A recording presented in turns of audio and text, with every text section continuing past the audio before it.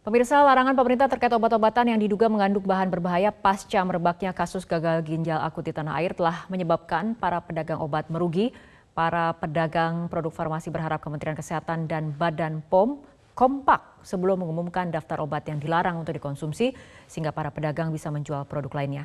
Berikut laporan Lis Pratiwi dan Yahdin Syafrizal dari Pasar Pramuka, Jakarta Timur.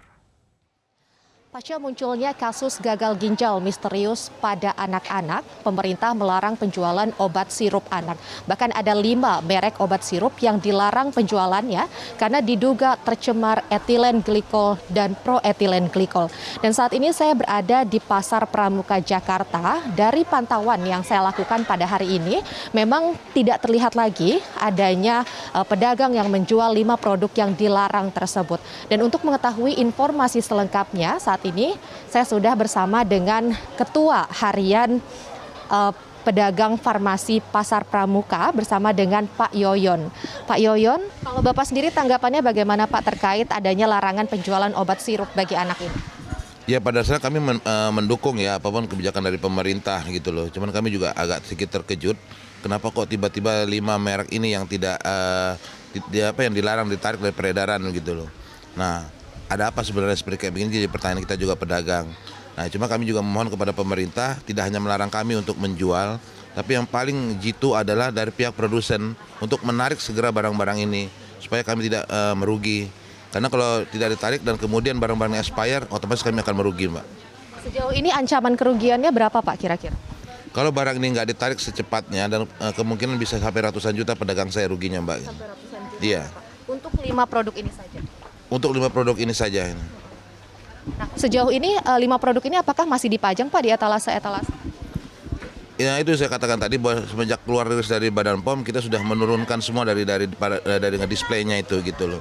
Jadi tetap masih ada di Pramuka, masih ada, saya juga menutupi, tapi kita lagi menunggu niat baik produsen obat 5 obat ini untuk segera menarik dari Pasar Pramuka ini.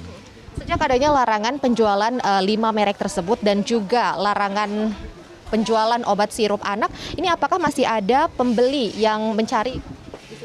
Yaitu semenjak larangan itu tidak ada sama sekali ya, tidak ada sama sekali. Dan kami juga jadi bingung sirup yang mana yang dilarang gitu loh. Karena kalau diglobalkan semua, nah tadi semalamnya saya rilis dari Badan POM sudah bisa ada hampir 180 sirup sudah boleh diperjualbelikan. Jadi antara Kementerian Kesehatan dan Badan POM itu tidak sinergi.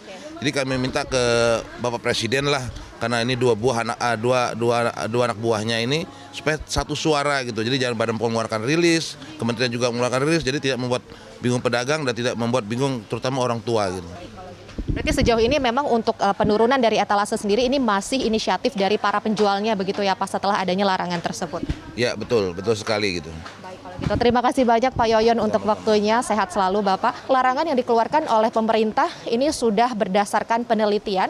Hingga kini masyarakat baik itu pembeli maupun penjual juga terus bertanya-tanya sebenarnya faktor apa saja yang menyebabkan kasus gagal ginjal misterius tersebut, dan pemerintah pun diharapkan untuk segera mengeluarkan atau melakukan tindakan lebih lanjut agar tidak terjadi kebingungan di masyarakat. Dan sekali lagi saya tegaskan bahwa di Pasar Pramuka sendiri untuk merek-merek yang saat ini dilarang oleh pemerintah ini sudah tidak lagi dijual. Maka dari itu masyarakat juga diharapkan untuk lebih sadar diri, tidak mencari produk-produk tersebut dan juga memilih alternatif pengobatan lain bagi anak-anak yang terkena penyakit di musim penghujan ini. Dari Jakarta, Lis Pratiwi, Yahdin Syafrizal, Metro TV.